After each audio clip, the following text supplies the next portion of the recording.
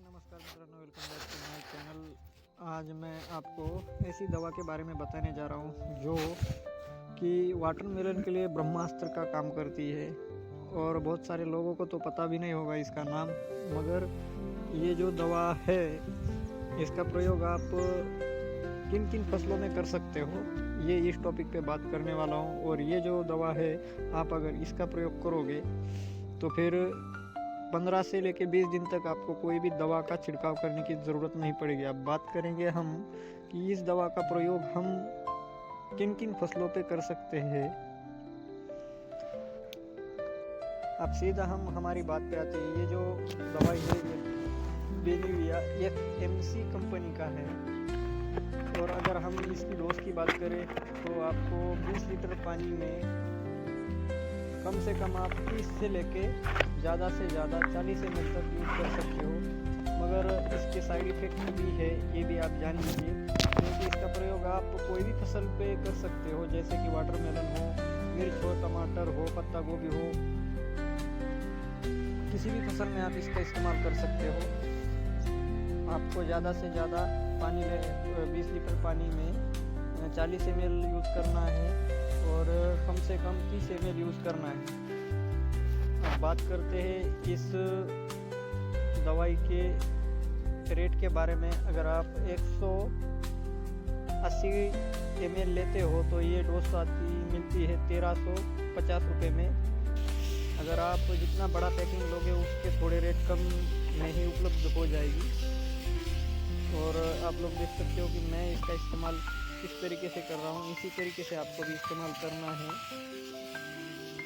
और अगर हम बात करें ये किन किन कीटों के ऊपर ये दवाई चलती है, तो आपको मैं बताऊँ, सुंडी, नागाड़ी, लिप माइनर, ये सभी कीटों के ऊपर ये दवाई काम करती है।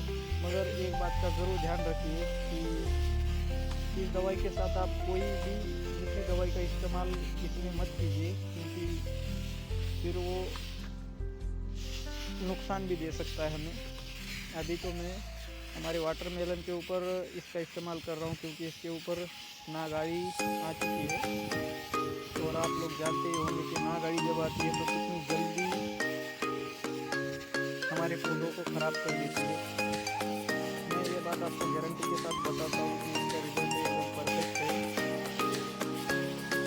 और आप इसका इस्तेमाल हर जगह कर सकते हो, कपासी के ऊपर, सुअर के ऊपर और वाटरमेलन के ऊपर। वाटरमेलन के लिए तो ये ब्रह्मास्त्र भी है, मगर इसका इस्तेमाल आप हर फसल में सिर्फ 2 ही बार कर सकते हो, ज़्यादा से ज़्यादा 2 ही बार, इससे ज़्यादा मत कीजिए।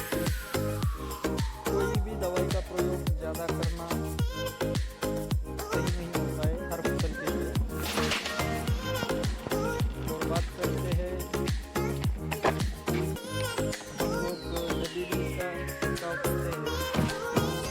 सही तरीके से कीजिए और कम से कम 15 दिन तक उस फसल पे दूसरी कोई भी दवाई लाके मत छींटिए।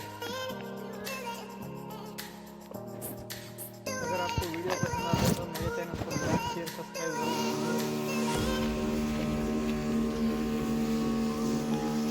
ये जो बेनिविया है, रिज़ल्ट की बात करें तो मैं खुद किसान हूँ और मैंने इसका इस्तेमाल करके पहले भी देखा है, मगर पहले वीडियो नहीं बना के अपलोड किया था। इसलिए आज मैंने सोचा इसके ऊपर एक वीडियो बना के डालूँ, क्योंकि मेरे किसान भाइयों को ये काम में आ सकता है। मगर मेरे भाइयों, इस बात का ज़रूर ध्यान रखिए कि आपके जो भी फसल हो उस खेत में नमी की बहुत भी कमी नहीं होनी चाहिए, क्योंकि अगर कमी होती है तो पौधे जलने की संभावना होती है। और आप इसका इस्तेमाल आपके बागानी में भी कर सकते हो, जैसे कि आपका आम का बगीचा हो या फिर कोई भी बगीचा हो, आप